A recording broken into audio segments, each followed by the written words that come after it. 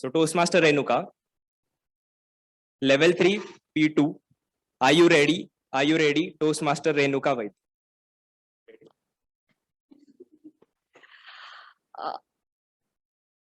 Maybe yes, mostly no. Well, are you ready, Toastmaster of the day? Okay, he says he's sweating. Well, for someone like me who needs to be 100% sure before giving that astounding yes as an answer, I think I can never be ready. Good evening, fellow Toastmasters and distinguished guests. Today, I am here to speak about the opportunities that knock your door, and you have two options, either to close the door and hide behind it, pretending you're not at home, or you open the door and let those opportunities walk in with huge amount of possibilities.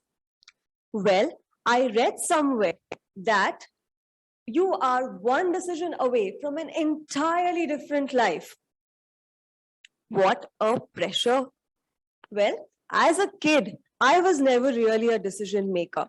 I was very docile, calm, and quiet. And I often accepted the decisions which others made for me.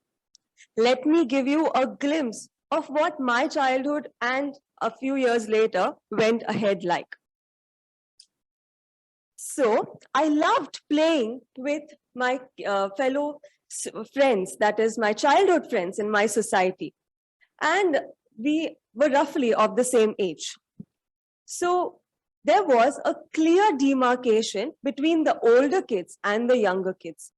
Do you know that students in my society, my fellow friends, not students, they used to consider themselves as lemons. Yes. So there was the older kids and there was the kacha limbus. I was a proud kacha limbu at that time. So one fine day when we were collaborating together with the older kids to play the game of catch and cook, the older kids decided that let these unripe lemons today make the teams. And the ordeal started.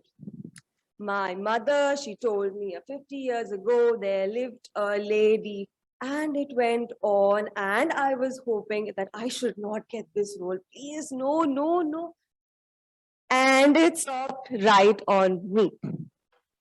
I stood there still, all the other kids looking at my face, and I had nothing to say.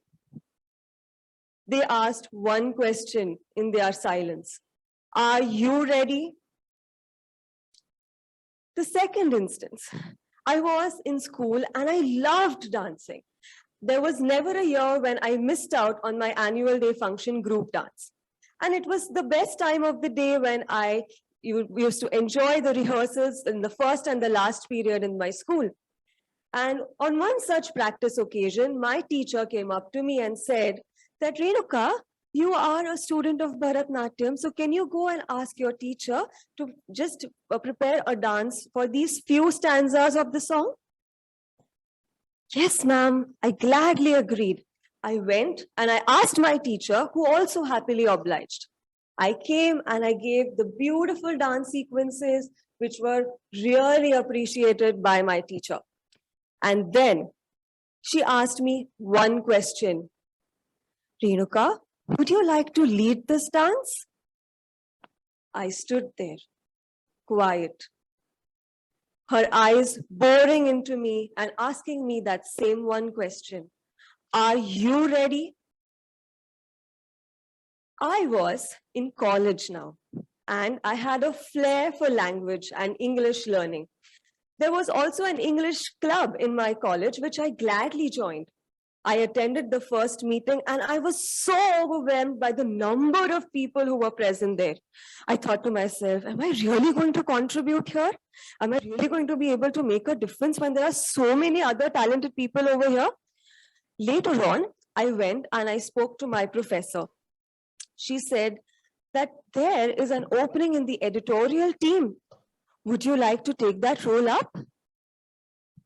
As usual, I stood there, quiet, undecided. Again, the same question pointed at my face. Are you ready? Today, I think I'm in a better position when it comes to taking any form of leadership roles in my personal or professional life. I wouldn't call this a success story. It's somewhere in between when I'm still struggling to beat those fears that are within me when it comes to taking these roles. To give you what happened in those three instances back then, in the first instance, looking at my quiet face, another kid volunteered to take up that leadership role. In the second instance, my teacher, looking at my quiet face, asked another student right away, who gladly said a yes, and I lost that role. In the third instance, I met my professor a couple of days later, and she told me that opening in the editorial team was closed. 3 good opportunities lost just like that, only because of my silence. But would you like to know my secret of how I helped myself improve?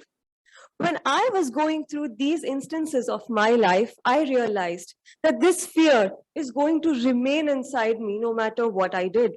Because human mind is wired like that. When it comes to doing something unknown, something we have never done before, we try backing out. We try to get scared.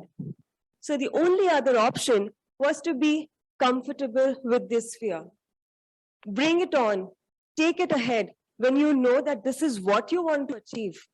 And that is something you definitely know on what you like, what you enjoy doing.